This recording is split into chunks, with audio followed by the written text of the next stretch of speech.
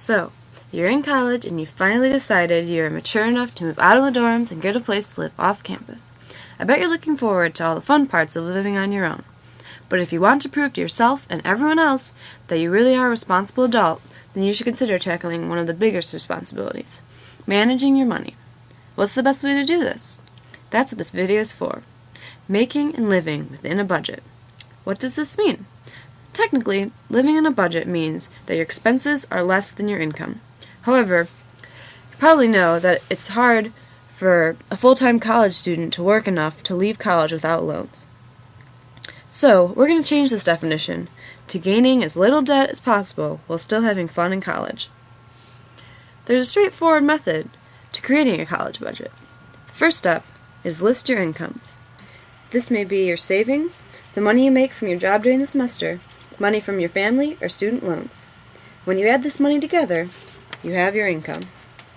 Once you do this, it's time to list your expenses. It's important to break expenses into two categories. First are expenses you have to pay every month, which are fixed expenses.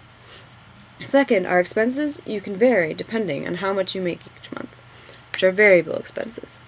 If you think of a budget as a pyramid, fixed expenses make the base. For you, they might include tuition, rent, utilities, insurance and transportation, house and school supplies, or food.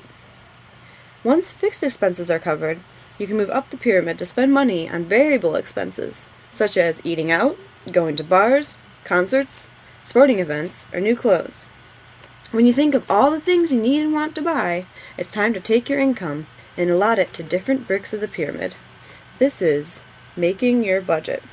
First, tally all your fixed expenses and subtract them from your income. What's left you can put in to different variable expenses depending on what you like. For example, if you like to go shopping a lot, you might have to put less money towards going to the bar.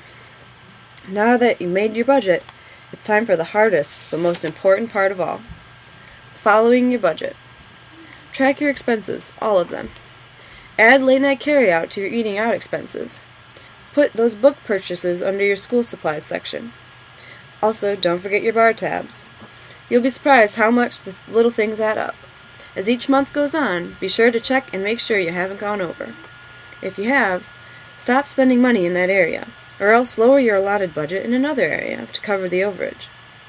Following a budget is crucial all your life.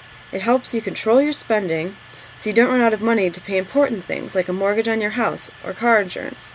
Starting in college will ensure you have the skills and discipline to make smart decisions. Plus, with fewer student loans to pay back, you'll be able to enjoy more things after graduation and moving on to live freely after college. Plus, even in college, budgeting will keep you from stressing about money and let you enjoy your first experience as a responsible adult. Thanks for watching. This has been Making a Budget with Emily R.